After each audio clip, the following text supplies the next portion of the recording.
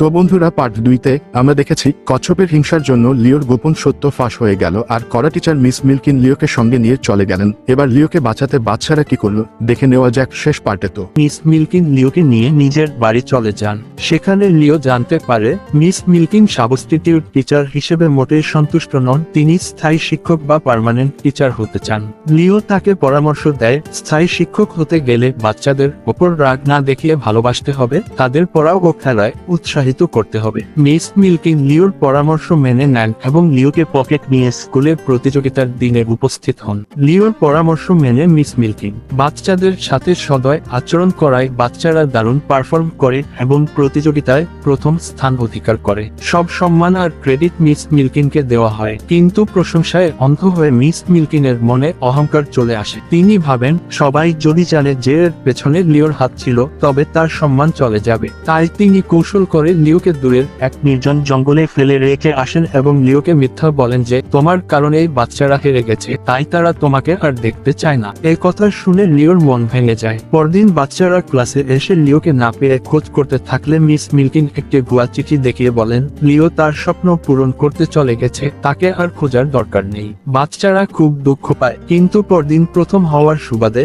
Magic land পার্কে যাওয়ার পথেও লিওর অনুপস্থিতির কারণে কারো মনে কোনো আনন্দ ছিল না। এদিকে স্কোয়ার্টল নিজের ভুল বুঝতে পারে। সে বুঝতে পারে হিংসা করে নিজের একমাত্র সেরা বন্ধুকে বিপদে ফেলে দেওয়া ঠিক হয়নি। তাই সে একটি ড্রোন ব্যবহার করে বাচ্চাদের কাছে বার্তা পাঠায় এবং মিস মিল্কিনের সব চক্রান্ত ফাঁস করে দেয়। সত্য জেনে বাচ্চারা মিস মিল্কিনের ওপর প্রচন্ড ক্ষিপ্ত হয়ে ওঠে। বাচ্চাদের লিওর প্রতি এমন অকৃত্রিম ভালোবাসা দেখে মিস মিল্কিনেরও ভুল ভেঙে যায়। তিনি নিজের অপরাধ স্বীকার করে কেঁদে ফেলেন এবং সবাইকে নিয়ে লিওর সন্ধানে বাসের চালককে গাড়ি ঘোরাতে বলেন। বাস চালক রাজি না হওয়ায় মিস মিল্কিন ও বাচ্চারা মিলে চালককে বাস থেকে নামিয়ে দেয় এবং এক বাচ্চা নিজেই বাস চালিয়ে জঙ্গলের দিকে রওনা হয়। অন্যদিকে জঙ্গলে একা লিও খুব ভয় ছিল। হঠাৎই সেখানে সেই সার্কাসের মুক্ত পশুদের সাথে তার দেখা হয়ে যায়। তারা ও জঙ্গলের অন্যান্য প্রাণীরা লিওকে ঘিরে গল্প করতে বসে। কথা প্রসঙ্গে লিও মন খারাপ করে বলে আমার বোধহয় আর বাচ্চাদের কাছে ফেরা হবে না,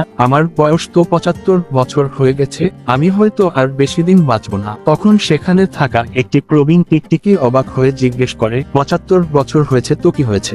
লিওকে অবাক করে দিয়ে সে বলে আমার বয়স 110 বছর আর পাশের জনের বয়স 105 বছর, আমাদের তো কিছুই হয়নি। এই কথা শুনে লিও আনন্দে আত্মহারা হয়ে যায়, কারণ সে বুঝতে পারে তার আয়ু শেষ হয়ে যায়নি, সে মোটেও দ্রুত মারা যাচ্ছে না। ঠিক তখনই বাচ্চারা মিস মিল্কিনকে সাথে নিয়ে জঙ্গলে এসে উপস্থিত হয় এবং খুব সহজেই লিওকে খুঁজে পায়। প্রিয় লিওকে ফিরে পেয়ে বাচ্চারা আনন্দে মেতে ওঠে। স্কোয়ার্টল লিওর কাছে নিজের ভুলের জন্য ক্ষমা চায় এবং লিও হাসি মুখে বন্ধুকে মাফ করে দেয়। এরপর মিস মিল্কিন একদম বদলে যান, তিনি বাচ্চাদের পরম স্নেহে পড়াতে শুরু করেন। এভাবেই 5th ক্লাস শেষ করে বাচ্চারা আনন্দের সাথে হাই স্কুলের উদ্দেশ্যে রওনা হয়। বিদায় বেলায় তারা প্রিয় লিওর থেকে আশীর্বাদ নেয় আর মিস মিল্কিনকেও স্কুলের পার্মানেন্ট টিচার হিসেবে নিযুক্ত করা হয়।